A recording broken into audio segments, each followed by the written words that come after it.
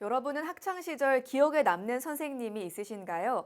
학교 생활을 되돌아보면 마음이 따뜻해지는 선생님이 한 분쯤은 떠오를 텐데요. 하지만 지난해 서울 서희초에서 발생한 젊은 교사의 사망 사건을 계기로 선생님은 사회적으로 마음 아픈 이름이 된 것 같습니다. 이런 가운데 전북에선 교육자와 학부모, 시민활동가 30여 명이 지역사회 기감이 되는 교육자를 선정해 아름다운 교육 공동체상을 수여하고 있는데요.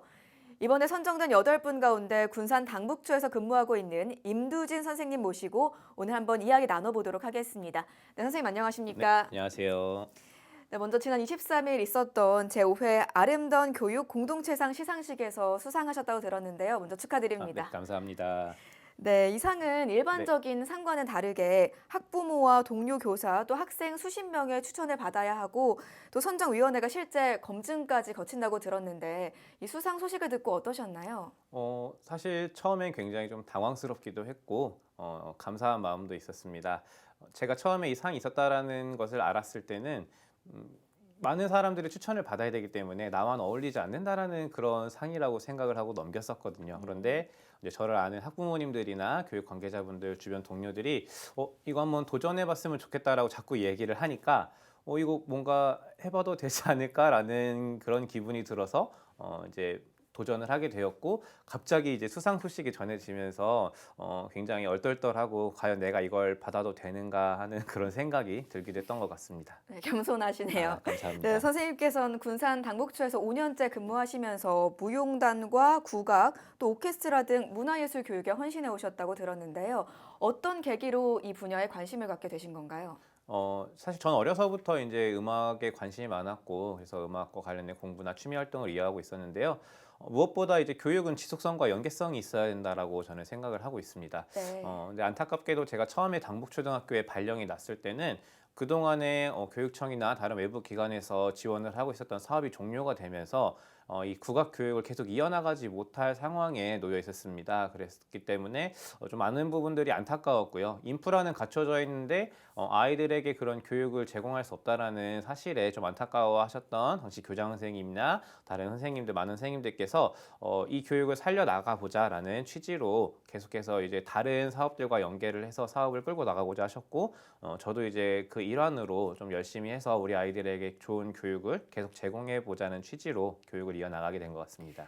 네, 그렇군요. 또 전북교육청 노동인권 강사도 맡고 계신데 어떤 활동을 하시는 건가요? 노동인권 강사단 같은 경우에는 지금 전라북도 교육청에서 고등학교 1학년 학생을 대상으로 매년 이제 2시간씩 청소년 노동인권 교육을 의무적으로 받도록 되어 있습니다. 네. 그래서 거기에 속해져 있는 강사단이고요. 제가 처음부터 이 막 노동인권에 대해서 잘 알고 했던 것은 아니고 그냥 이제 신문이나 사회면 같은 거 볼 때 좀 관심을 가지고 보다가 당시에 이제 이런 노동인권 강사단이 교사들 중에서도 좀 모집이 필요하다라는 공문을 보고 내가 한번 관심 있는 분야니까 도전을 해서 우리 아이들에게 교사로서 조금 더 해줄 수 있는 이야기, 수업을 내가 그래도 디자인하고 아이들하고 소통하는 걸 좋아하니까 조금은 나의 노력과 이런 관심을 기울여 보면 어떨까라는 생각을 해서 참여하게 되었습니다. 네, 선생님처럼 많은 교사들이 아이들을 위해서 공부하고 또 어떻게 하면 잘 가르칠 수 있을지 고민하고 계실 것 같습니다. 그런데 지난해 서울 서희초 교사가 스스로 목숨을 끊는 안타까운 사건이 벌어지면서 이 교권 추락이나 교사의 근무 여건 등이 많은 사회적 논란이 됐는데요. 네, 같은 교사로서 어떤 마음이신지 또 교육 관계자들과 우리 사회에 하고 싶은 말씀이 있는지 궁금합니다.